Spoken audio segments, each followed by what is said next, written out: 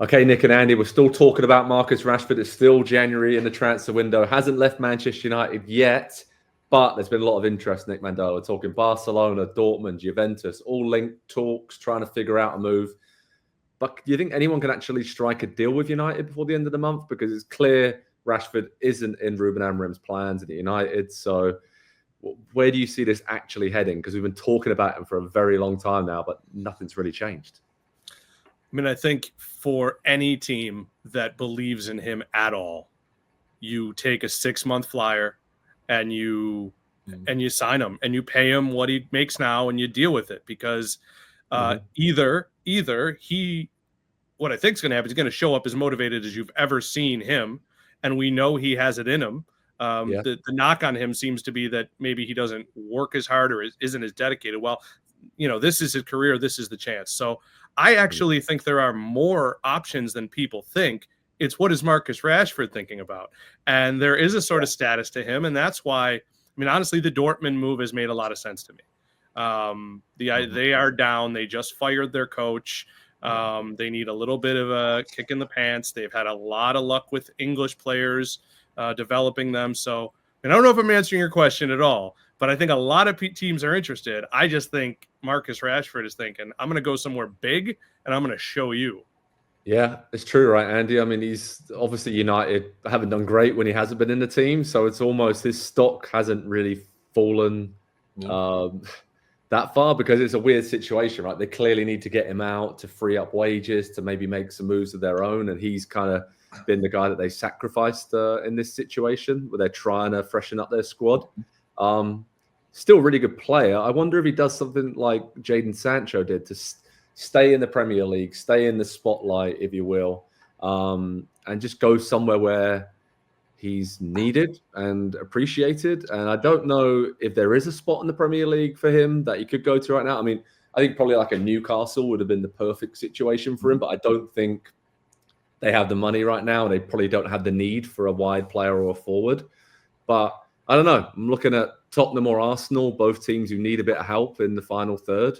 Again, financially, not sure if they can do this, but I could see Rashford going to either of those teams for 6 months and just kind of playing freely in those systems and not really having like a care in the world, and probably like Sancho, be a bit of a release to leave Man United in that bubble and feel kind of the weight of the world taken off his shoulders a little bit. So don't know. I chucked a couple of names out there. What do you think about those? And what do you think he should do? Yeah, on paper, they all make a bit of sense because there is a need on both sides. But, I mean, you bring up the real point there, Joe. It's the financials. He's got 2.5 years left on a contract that's going to pay him almost $16 million per year until the summer of 2027. And there's just not a lot of players in the world, let alone in the Premier League, that make that kind of money. And there's only a handful of clubs that can commit that kind of money to a single player in the squad. And so wherever he goes, it's going to have to be heavily subsidized, probably by Manchester United, whether it's to Dortmund, whether it's to Spurs, whether it's to Arsenal. But by the way, they're probably less willing to do that to a team in the Premier League, because then that's their direct competition. And so it just becomes this really complicated situation where the only person who's really winning in this, and he's not really, is Marcus Rashford, because he's got the contract and he's got the guarantee right there. But as far as his footballing career goes, I'm not totally surprised that we're at this point with him now. He's over 400 games, and what we have seen is players that come into the Premier League, especially as teenagers, and go straight into first-team regulars. They hit 350, 400, 450 games. They start to fall off pretty quickly. It's a rapid decline. We saw it with Wayne Rooney. Is probably the most notorious case of that. Cristiano Ronaldo, the one that maybe hasn't been bitten by that bug. And so it's a matter of finding a club that has a real need in January until the end of the season, going there, filling that gap in the squad, and just showing to the rest of the world, I can still be a player at that level. This is more of a trial the next 6 months for Marcus Rashford for where he's going to go in the future, in my opinion. Yeah. Nick, is there a way that in the future he is at Manchester United, that he doesn't go anywhere by the end of this January transfer window? Because that kind of seems like a more increasingly likely thing right now, because the days are running out. We're getting towards the end of the window. Yeah, I mean, I think we're probably looking at back-to-back loans.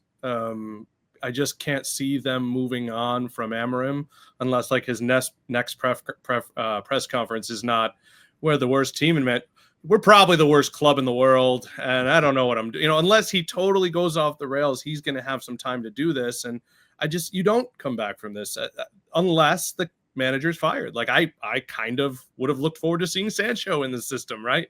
So no, I think it's problematic. I do think you brought up Newcastle, you bring up a West Ham, you bring up a team that is, like I think about what West Ham did with lower profile, but what West Ham did with Jesse Lingard, what Newcastle did with Joe Willock, that freedom you mentioned, that's what it triggered to me, is here's a couple of guys who just need to play, and then they're like, all right, I do like this game. And for all those reasons, it makes sense to go abroad, be in a different place with different people, have a good time, find some new places to eat, have a blast.